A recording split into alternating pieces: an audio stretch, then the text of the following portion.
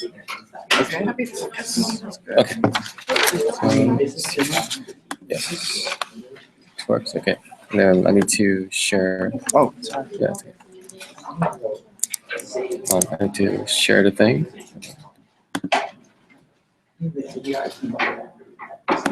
Screen sharing. So I'm sharing the PowerPoint. But that's another one. The presentation. This is my MT edition.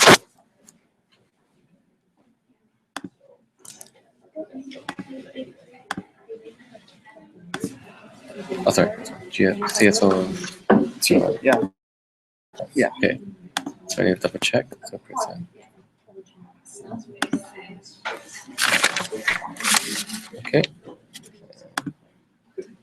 Two. Okay. All set.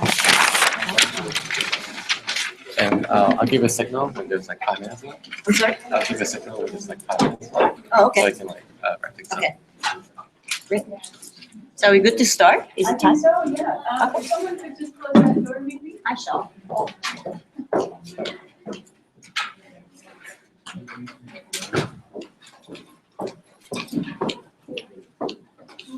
Good morning. My name is Shino, and I work for the New York City Soil and Water Conservation District, which is a teeny tiny state agency charged with managing soil and water in the city of New York. We're not a city agency. We're affiliated with the state government.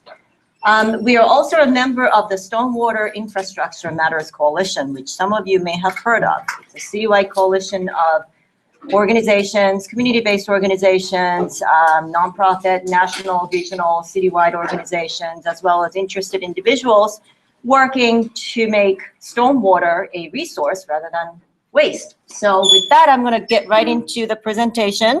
Let's see. So familiar site, we are a city with 5 boroughs, and we are also a city of islands. I think a lot of times living in Manhattan, people forget we are on an island, and Brooklyn is also an island, which we don't think about. But this city has more than 500 miles of waterfront just in the city alone. And we have many water bodies, and we are surrounded by water, yet many of us don't really have a personal connection to the water. And that is actually a huge problem, which I'll get to in a little bit.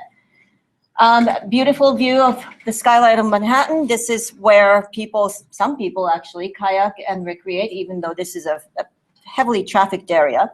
But this is the kind of waterfront that we envision. But there are so many other waterfronts. Many people are familiar with our public beaches around the city, and that's probably one place that many of us come into contact with New York City's water. This is, I think, Coney Island. And there is Pelham Bay, and on Staten Island, there are quite a few public beaches that are quite beautiful. But there are also so many other smaller water bodies that many people don't think about unless you live right next to it. Some of the examples, Bronx River. Does anybody live in the Bronx? No. Do you know that we have a river in the Bronx called the Bronx River? That we know, okay. And that actually happens to be the only true river in the city of New York, because Hudson River in the city is actually part of the estuary. It's brackish water, and we don't really call that a real river. Bronx River is a real river. Newtown Creek, you probably all know where Newtown Creek is, right? Okay. Guanas Canal is another one. Jamaica Bay, who knows where Jamaica Bay is? Oh, it's gorgeous, it's beautiful. I urge you to go out there, take the bus and just walk around. It's a beautiful area, smack in the middle of actually Brooklyn and Queens. Coney Island Creek is one of those little creeks that is so stressed and polluted. It needs a lot of help, but there are a lot of people in the community who want to bring Coney Island Creek back to become a community resource. Alley Creek is another one. Flushing Bay, there is a very active group of cancer survivors rowing dragon boats, which is a traditional boat, in Flushing Bay. And even though the water is really not clean enough for them to do that on some days, they are pushing to make that water clean. Hutchinson River is another one, Westchester Creek. So we have all these creeks and canals and bays and smaller water bodies all around the city beyond what people affiliate ourselves with, like the beaches. The problem we have is that not all of them are clean enough for people to come into contact with. So let's talk about how we got to where we are. Oh, by the way, beyond the recreational use and aesthetic value of the water bodies that we have in the city, they provide habitat for natural wildlife, right? I mean, this is a harbor heron, or egret, sorry, that uses marshes around the city as a habitat. And this region being an estuary where the salt water from the ocean meets the fresh water from the Hudson River, it is a very productive ecoregion. So we have something like 200 species of migratory birds that fly through this region, and we have a really rich biodiversity in the region. But those animals naturally need healthy habitat, and we still have some. And the water bodies are also used in the water body themselves by critters such as the seahorses. They've made a comeback in the Hudson River. If you ever make it to Pier 40, where the Hudson River, the river project is located, during the summer, they have seahorses on display, and they are brought up from the Hudson River. And they weren't there for a long time because the water was too polluted for them. Seahorses are very sensitive, but now the water is clean enough for them to actually thrive. And you can go see real seahorses, native seahorses from the Hudson River at the River Project.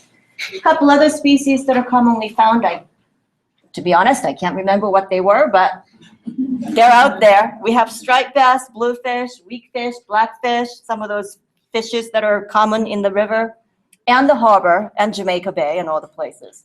So the water bodies are used by wildlife above ground, as well as wildlife in the water. And again, people do kayak, boat, swim. This is New York Harbor, it looks like. And this is Red Hook. There's a boat launch, and they're going kayaking. There are all these little places where you can enter the water. Bronx River, and that's a boat built by students in an after-school program by Rockin' the Boat in the Bronx. So let's talk a little bit about how the water circulates through the system. If you're familiar with this stuff, I apologize, but most of you, this is high school stuff, so that's a few years ago or decades ago for some of us. So it's a quick review of how the water circulates. In the natural water cycle, what happens is you have this water body. This could be the Hudson River. This could be the Atlantic Ocean, the estuary. The water evaporates, goes into the atmosphere, and then there's always air movement in the atmosphere. There are winds, trade winds, atmospheric movement, and that moisture gets carried. And sometimes the temperature changes and you get condensation, which leads to either snow or rainfall or hail, some kind of precipitation from the clouds. That water goes into the land or sometimes runs off into the stream. So there's the runoff component into the stream, but a lot of it goes into the ground. This is something that's not familiar to those of us who are born and raised in the city, where we have concrete on the ground. So when I talk to kids in New York City and some grown-ups who haven't really experienced living in the country, this is not an easy concept. We have water in the ground, and that's something that we don't realize. Now, when you take the subway, some subway stations have little streams running. That's groundwater. That's not rain. I mean, sometimes it's rain, but on a sunny day, if you see water on the tracks, more likely that's groundwater infiltrating from some opening of the pavement into the ground. But in the more natural setting where there is no pavement, a lot of the water from the precipitation goes into the ground and it becomes part of the groundwater. And the groundwater underground, of course, moves. It's not a static body of water. It flows and usually flows into streams or oceans or another big body of water. So that's how the water circulates throughout the system. Now, part of that water that infiltrates is taken up by vegetation above ground. The roots take up the water, right? And then plants actually evaporate that water through the leaves. And that is the evapotranspiration. That's the term that we use to distinguish from evaporation, which is just a physical drying up of the water body, Evapotranspiration is water that is evaporated through the leaves of plants. So that's the natural system. In the more urban system, this is what we're more familiar with. Same things are happening. We have evaporation, but the water that falls on the pavement doesn't quite infiltrate. So there's a lot less of the water going into the ground. A lot more of it actually runs on the surface of the pavement and directly goes into the receiving water body. So we end up with less groundwater, less water in the soil because the soil is covered up with impervious cement and concrete, and more water just running off the surface of the paved area. So what does that mean? Well, here's the more close-up of the allocations of what happens to evaporation and transpiration, infiltration. In the natural system, you got 25% goes into the deep water to become groundwater, 25% becomes available for plants for uptake, 10% runs off on the surface, and 40% goes back into the atmosphere. In a city like ours, it is 30% evapotranspiration, 55% runoff. This is a huge number. And only 10% goes into the shallow water, and 5% replenishes whatever groundwater we might have. And that is very different from what natural system is supposed to do. And this has huge implications. We're going to switch gears a little bit. Does anybody know where our toilet water goes to? Wastewater treatment plant. Okay, very good. And do we think about that sometimes? That's not something we want to think about, but at least we know it goes to the wastewater treatment plant. There are pipes underground, huge pipes, right, connecting our sewer system into the street sewer, and the street sewer goes into bigger sewers, and that connects to wastewater treatment plant like this one in Newtown Creek. This is a huge wastewater treatment plant. It's the biggest in the city. It can handle 320 million gallons per day of wastewater. And that's a good thing. So we're not putting wastewater directly into Coney Island Creek or Hudson River or New York Harbor. We treat it first, take the bacteria out, take the solids out. But remember that 55% runoff, where do you think that water goes to? So wastewater from our buildings goes to the wastewater treatment plant. That's good. Where do you suppose that huge amount of runoff goes to when it rains? Any clues? Water goes into the storm sewers, which could then go directly into the river. True. So we have actually two separate systems for handling stormwater. And I'll get to yours next. The first one, which covers 2/3 of the city of New York, is the combined sewer system. So on a sunny day, we have sewage coming from apartment buildings, commercial buildings, goes into a pipe, and this goes to the wastewater treatment plant. No problems there, right? When it rains, though, we have the storm drain. Now, the storm drain is actually connected to the same set of pipes carrying sewage from your house, which is okay, except when it rains heavy and the volume increases, there comes a point where that combined volume of wastewater from the buildings and runoff from the street, the volume gets too much for the wastewater treatment plants to handle. And when that happens, that mixture is drained directly into the receiving water body, whether it's the Hudson River, Jamaica Bay, East River, or, whatever the receiving body is. This is called the combined sewer overflow, when it overflows, and the system is the combined sewer system. And this is 2/3 of the city of New York. It's a huge problem, and I'll talk a little bit more about that. I think that was very advanced in today, but today it's very outdated system. Yes, this was done more than 100 years ago in order to get that rainwater off the street surface as quickly as possible, because that water presented public health hazard.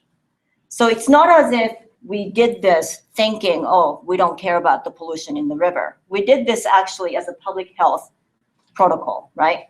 And then things have changed since. It's an old system, and we ended up with a huge problem on our hand. The other system that you mentioned is the separate sewer system, where the stormwater goes into a separate pipe. So on a dry day, there's nothing coming out, and the sewer goes into the sewer treatment plant. And on a rainy day, the runoff goes into this separate pipe and it gets discharged directly, but it's not mixed in with the sewage, which seems okay. But if you think about what kind of stuff you find on the surface of our city, that's not all that great either. So I'll go into that part a little bit more. This is the map of the city showing where the CSO, the combined sewer area is, and where the separately sewered areas are. So the green is the combined sewer. It's 2/3 of the city. Much of Staten Island is not combined sewer.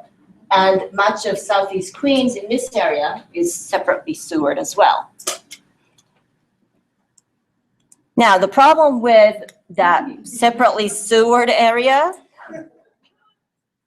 yes, our dogs actually don't pick up their own waste, and a lot of the human owners don't pick up after their dogs either. So we're talking about, you know, a lot of waste material that ends up on the surface of the city, as well as dead animals sometimes, and bigger problems of toxics spilled onto the roadways. This is probably gasoline or something else, antifreeze, you see that a lot.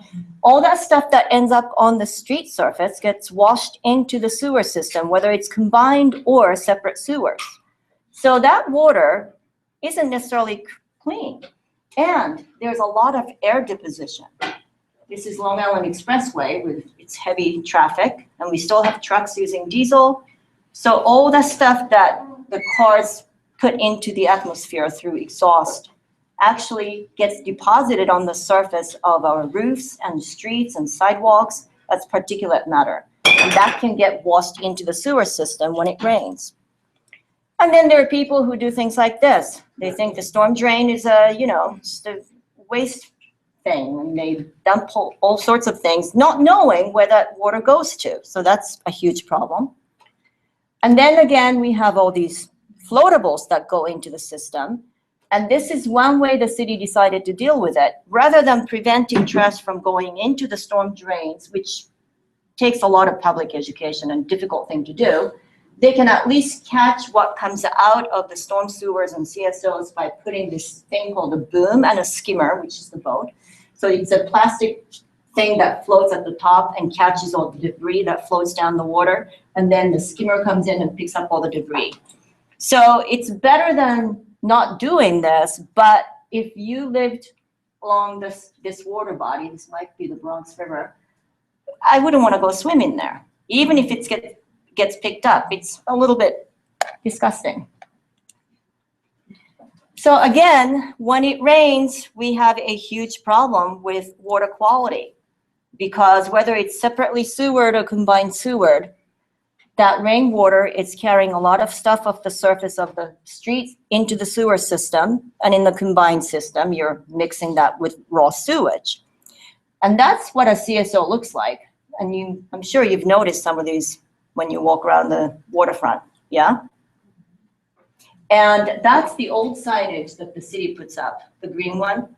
You can only see it from the water side, which didn't make sense to us. So we've actually told the city, you know, a lot of people enter the water from the land side and not the water side. So it would be helpful to have the sign facing the land. So there are new signs that are more graphic, and you don't actually need to be an English speaker to see what the sign says. And they have put up a lot of those new signs. I don't have a picture of that, but it's on the land side, so you can see before you jump into the water, and it's easier to understand. That's what the CSO discharge can look like. This is Newtown Creek. There's a video on YouTube somewhere of a heavy rain event and some guy standing on the bank of Newtown Creek photographing or videotaping this discharge, and the front moves rather quickly, and you can hear people just gasping for air. Apparently the stench is unbearable. But that's what CSOs do. So ways to improve water quality. Here are some thoughts. We can improve the water treatment infrastructure. So we have wastewater treatment plants. They're relatively old. Some of them are newer, but perhaps we have technological improvements we can make, but they're very expensive.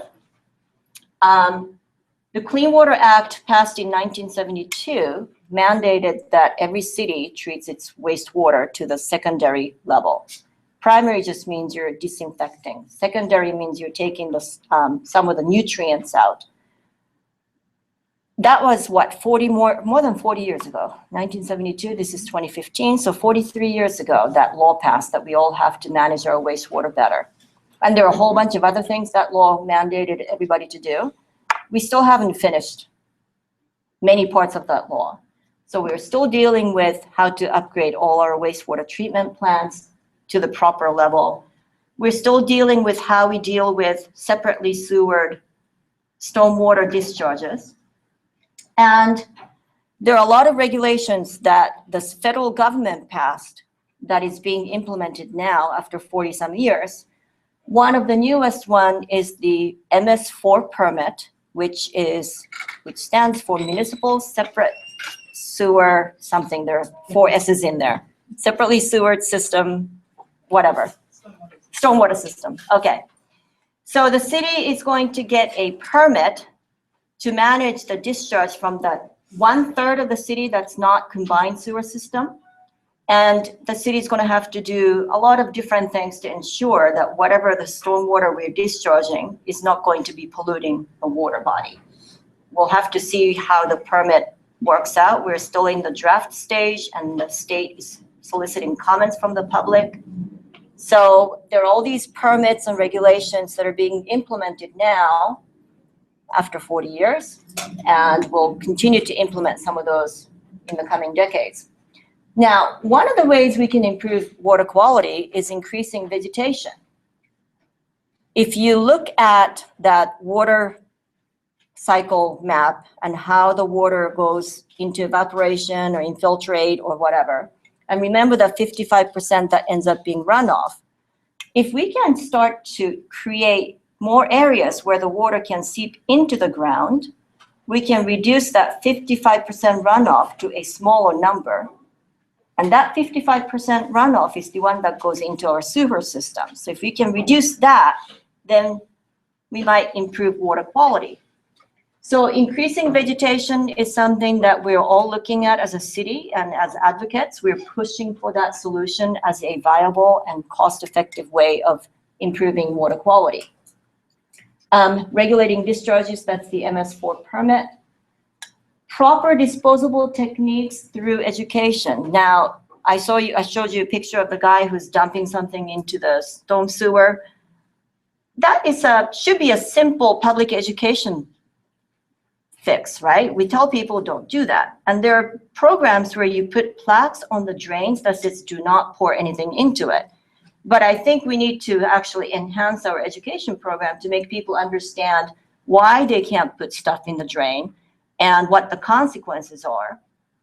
And that kind of education, in my mind, should be really integrated into K-12 education in the public school system, where kids actually understand not just the hydrologic cycle, which they do get, but how our own water system works, from the drinking water to the wastewater. So there's a lot we should be doing in education that we're not quite doing yet. Now, one of the ways the city decided to deal with the combined sewer problem in the earlier days is to build huge retention tanks. Now we're talking about size of a football field. This is actually a retention, or I guess we should call it a detention tank, that the city built in Flushing Bay. What it does is when it rains and that increased volume of water goes into the wastewater treatment plant, overwhelming the plant, instead of discharging that into the Flushing Bay, they can now hold that extra volume in this incredibly large tank underground. And I can't remember the capacity, but it's something like 50 million gallons or some such thing. So that's sort of an okay solution. I mean, you get this huge container to hold that rainwater, and then after the rain, when the treatment plant can handle it, you send that water to the treatment plant, it gets treated. But as we know, real estate in New York City is rare commodity. Where can we find this kind of space to build tanks underground? And this was under construction for many years. That meant this public space was out of commission for 4 or 5 years.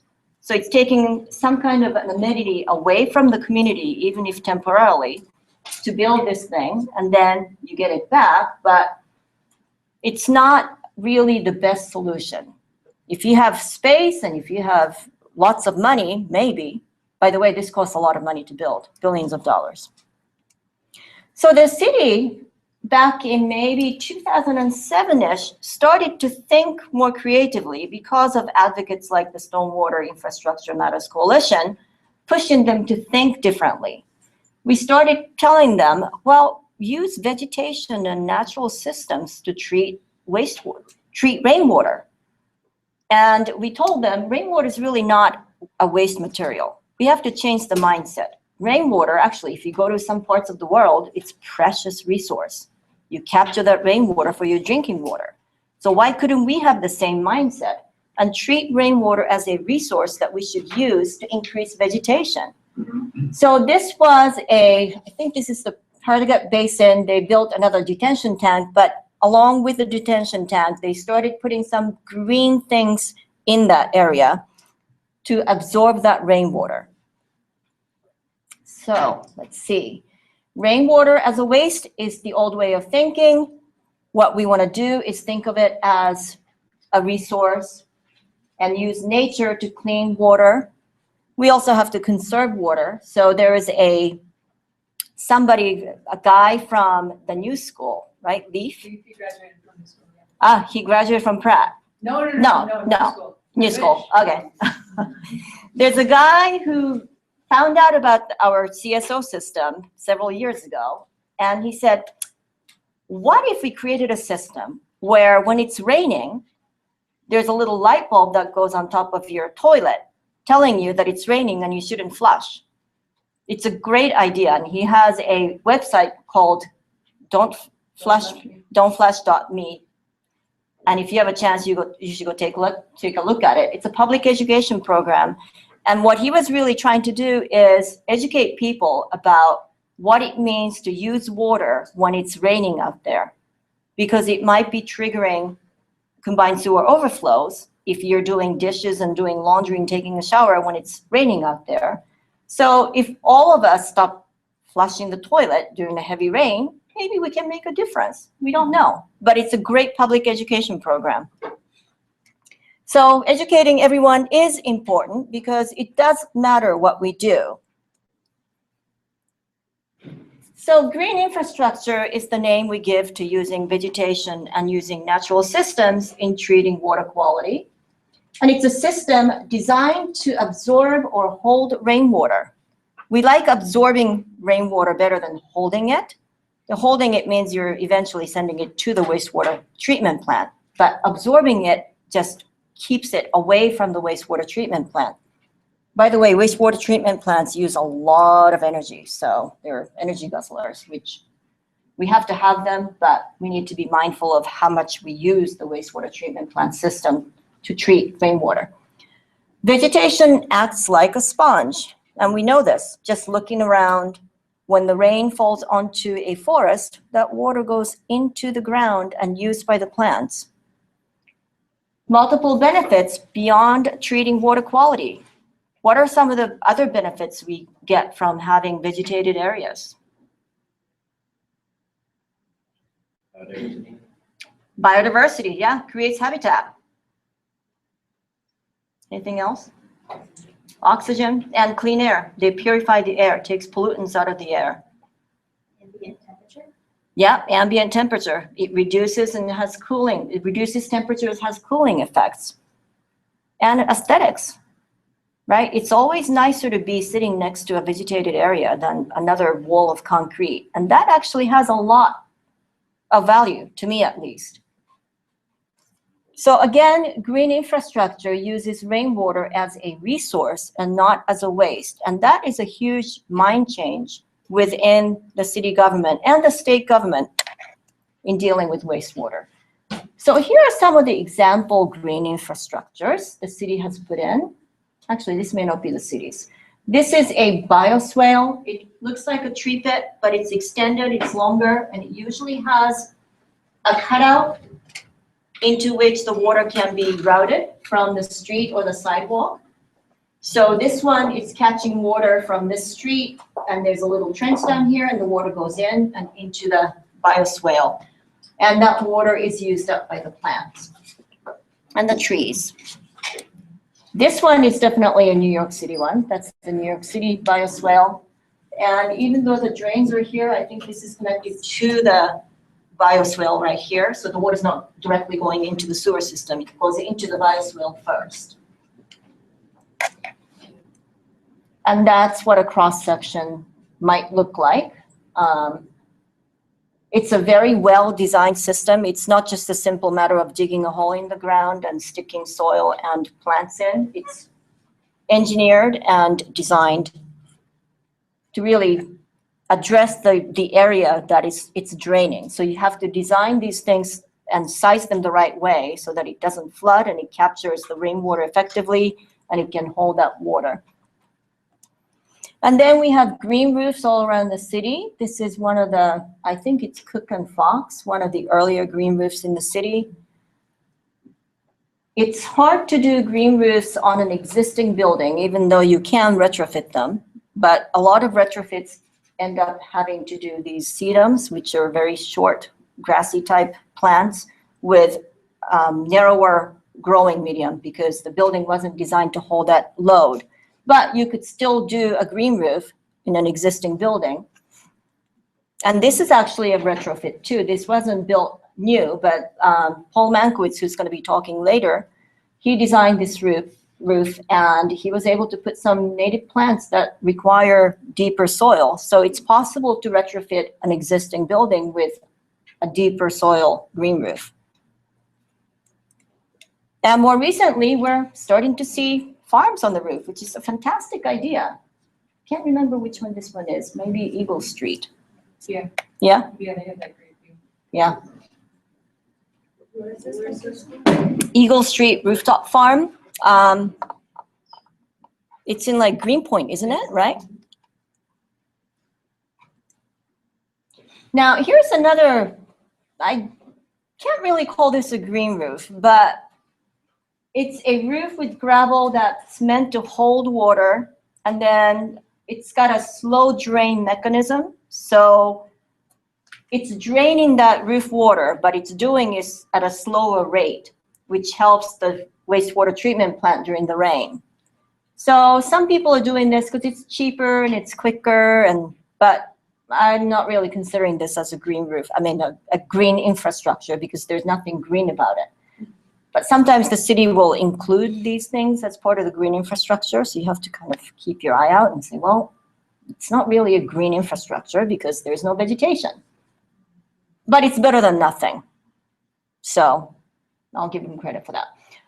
Here is a rain garden. If you have a house like this and a downspout from the roof, you can route that water into a depression that can capture that water and you can grow some beautiful plants. This one also is capturing water from the street into that rain garden.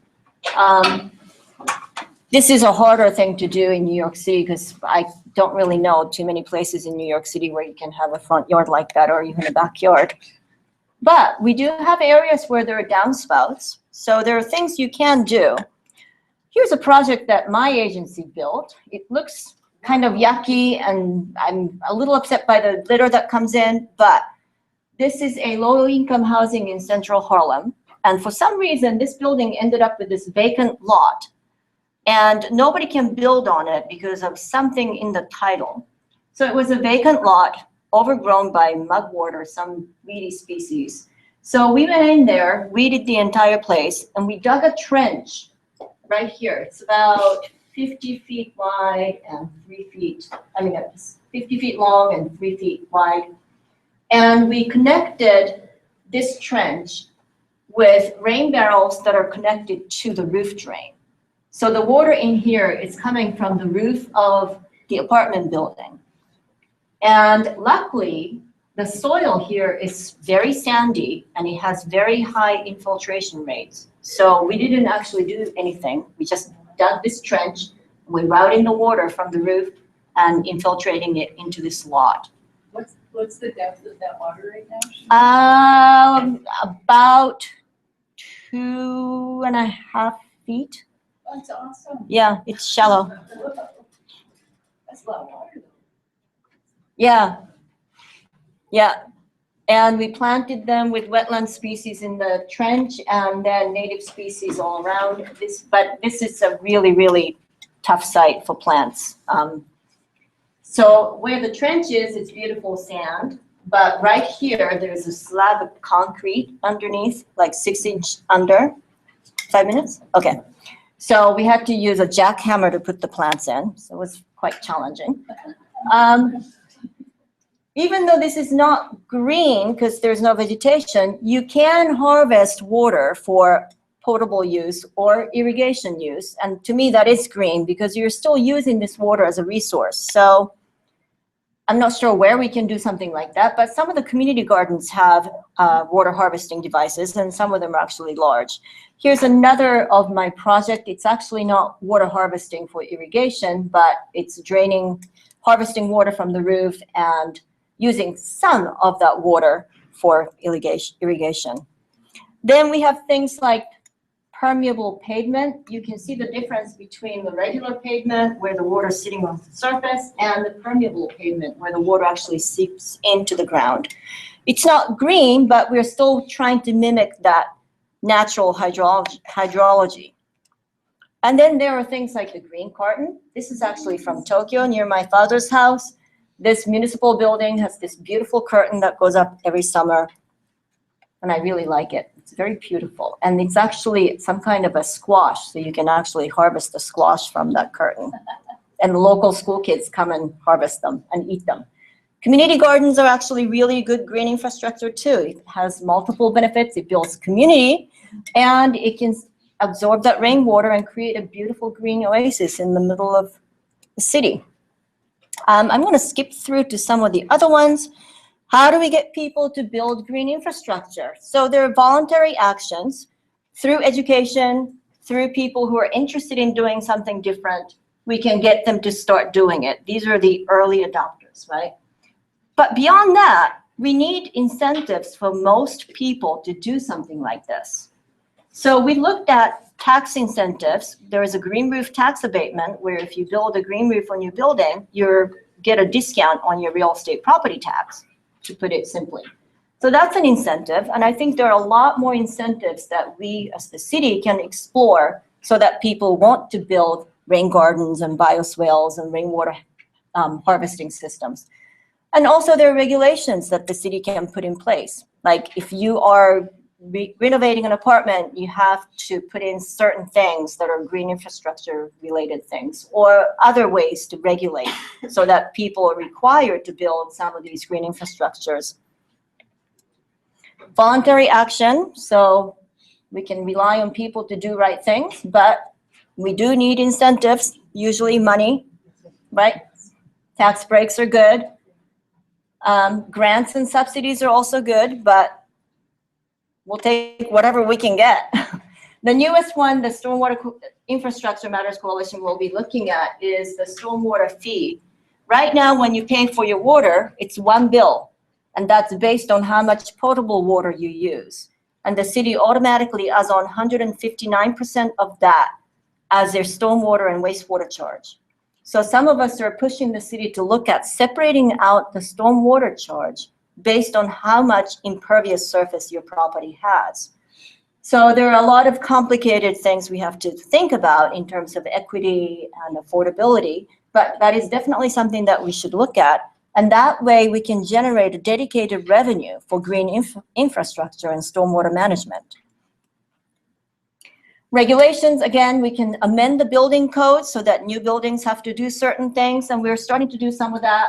We also can have state law that requires certain construction permits, which is one of the Ms4 permits that we already have. When you're constructing something, you have to comply with state regulations to ensure no water, no sediment is going into the wastewater and into the receiving water body. We also have wetland protection laws. Wetlands actually is the best green infrastructure around the water's edges. And we need to make sure that we don't lose any more wetlands from around the edges of the city. So everything is easier said than done. Education is great. We all know, you know, don't do drugs. And Nancy Reagan used to say, just say no. Well, we do a lot of things we know it's not good for you. I mean, public education has its limits, and we have to be critical of how we are doing public education, because everybody knows smoking is bad, and there's a lot of public education that goes into anti-smoking campaigns, yet we still have people who smoke. So we can't be just complacent and be happy, oh yeah, I gave a lecture on the wastewater thing, so we're all good. Or we made a really good brochure and distributed at this event about wastewater treatment, so everybody's going to be great. We really have to think about the outcome of our education. Is it really making an impact? And I think that's true of anything else. Policy. Just because we implement a good policy doesn't mean that it's actually done the right way on the ground. So in the end, whatever we do, we have to look at what the end result and the outcome is. So that will be the last of my slide. And thank you very much. Yes. I have a few questions, but I'm only going to ask one at a time so that everybody Okay. can participate. I just want to talk to you, ask you about roof gardens, because I was one of many people that thought that this was a rather obvious thing that you could have. I was at a talk one time, and I remember it was by a landscape artist, her name was Robin Lee, and she was the first one to really say, you know, we have to be careful about this. She said, many of us live in older brownstones that are made, the inner structure is wood, the outer structure is brick. And what happens is when people put their gardens on the roofs, the weight of the water collecting in the roots and whatnot, not all at once, but over a matter of months and years, begins to depress the roof, and the sides of the building begin to pull away. And she told us that the city had changed their regulations then to try to discourage people from doing that now, and there's much stricter regulations. I was thinking maybe you could tell us which of the buildings it might be okay for people to put gardens on, and which ones it would be inadvisable to. That would not be a question for me to answer. I would be comfortable having a structural engineer address that. And in the end, if you are interested in a green roof, you have to have a structural engineer come and assess your building. There's just no way around that. So even if you can put buildings in broader categories of if it's built prior to 1950s or post 1950 or some such categories, you still have to have a structural engineer. So the only way to be sure is to do a full assessment. That's really the only thing I can say. And it's disheartening to hear the city may be changing things, but part of the problem is that the city is such a huge city with so many multiple agencies.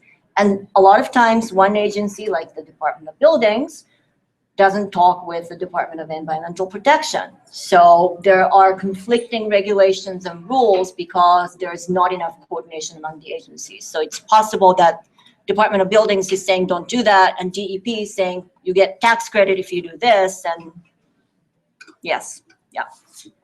I would encourage you to stay for the afternoon session where we'll be going more into typologies of green infrastructure and discussing the options that you can have for a different type of roof structure with Paul Mankiewicz. So if you want to stick around, that would be good. But yeah, like there's different types of, there's extensive green roofs or intensive green roofs. And that's just like the difference of the soil depth that determines how much weight can and we'll be going over a case study that might be enlightening today.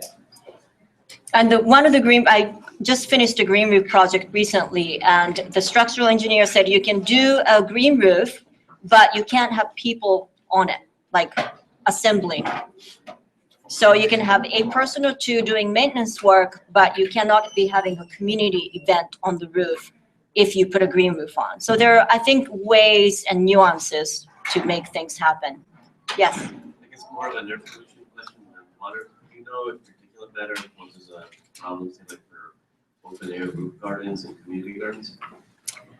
I've actually wondered about that myself because some of I think the Brooklyn Grange might be located right by one of the expressways, and somebody called that farm an organic, and I was questioning whether that qualifies an organic if you have a, highway with trucks going by all the time. I think that is an area where you need to look at the crop you're raising and what that crop is good and bad at in terms of uptake of pollutants.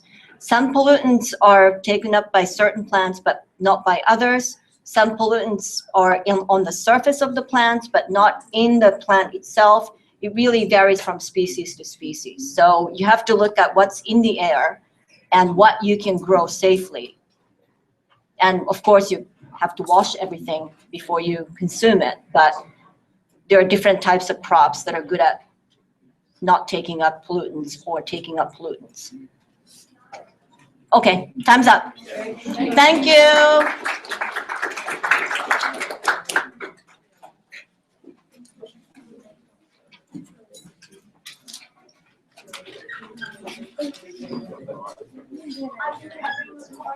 No? You have anything? Oh, I'm upstairs.